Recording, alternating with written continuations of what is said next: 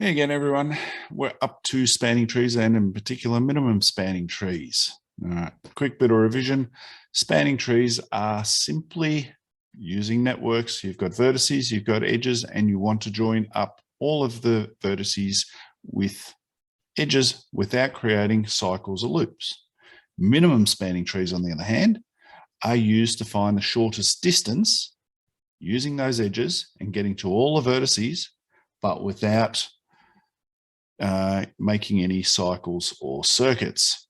All right, let's have a quick look at how we do this. Actually, before we do that, just a quick example would be an electrician in real life. Wants to wire up a house, has to get to all the power points. So use the minimum number of cables, distance of cable between. He wants to use as little as possible because the cable is expensive. Anyway, okay, example time. Okay, here we have a network. We've got vertices A through G. We have the weights. It could be the distances. It could be, depends on what the question's asking. We've got numbers on each edge, 3, 4, 2, 7, 9, and so on. So the 3 steps. First step is to highlight the shortest edge on the network. So let's have a look through our network, and the shortest edge there is going to be number 1. Okay, so let's highlight that, and we'll highlight the vertices at each end. All right.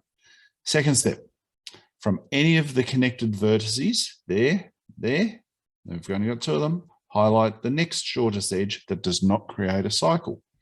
Well, we're not going to get a cycle yet because we've only got 1 edge. So the next shortest off that one is either that one, the 4 there, or the 4 there.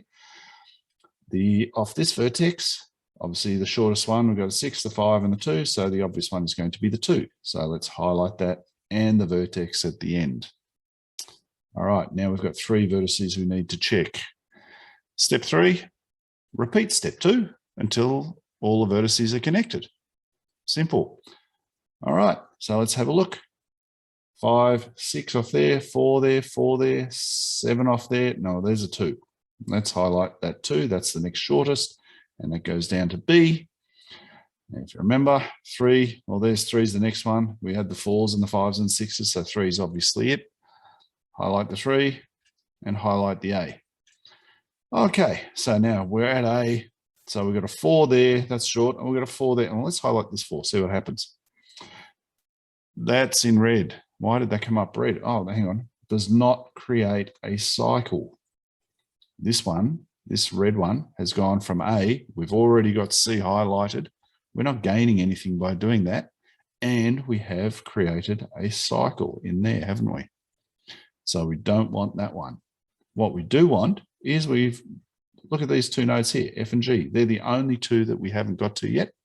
So we've got a 6 that goes to F, or we've got a 5 that goes to G, or we've got a 4 here which goes to F. So 4 is the smallest, so let's go with the 4 and highlight the F.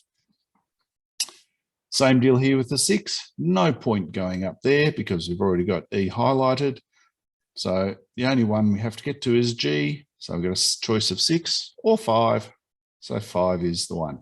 And there is our minimum spanning tree. The only other thing you might need to do with the minimum spanning tree is add up the total distance or the total weight of that minimum spanning tree. So in that case, you just go through and add the 3, the 2, the 1, the 4, and the 5. Simple. Any questions? Ask your teacher. It's pretty straightforward. Just follow these 3 steps. Good luck.